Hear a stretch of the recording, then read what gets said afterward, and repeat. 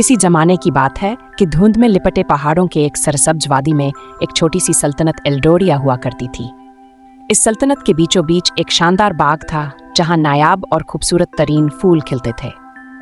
इसी बाग में एक जादुई बुलबुल रहता था जिसके सुनहरी परों से रोशनी फूटती थी और उसकी मधुर आवाज जिसके कानों में पड़ती उसका दिल खुशी और सुकून से भर जाता।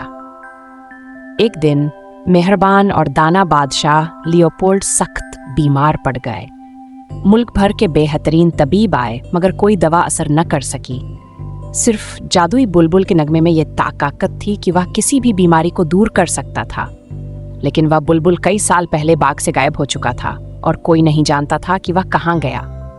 एक बहादुर लड़की लीला जो अपनी सल्तनत से बेहद मोहब्बत करती थी आगे बढ़ी और बुलबुल को ढूंढने का वादा किया।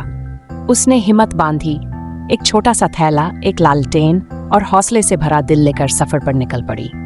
उसने घने जंगलात उबूर किए, शोर मचाते दरिया पार किए और ऊंचे पहाड़ चढ़ती रही।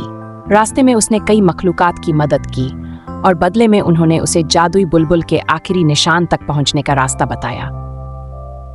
बेशुमार कोशिशों के बाद लीला एक खुफिया वादी में पहुंची जहां उसने सुनहरी बुलबुल को एक शफाफ क्रिस्टल के पिंजरे में कैद पाया।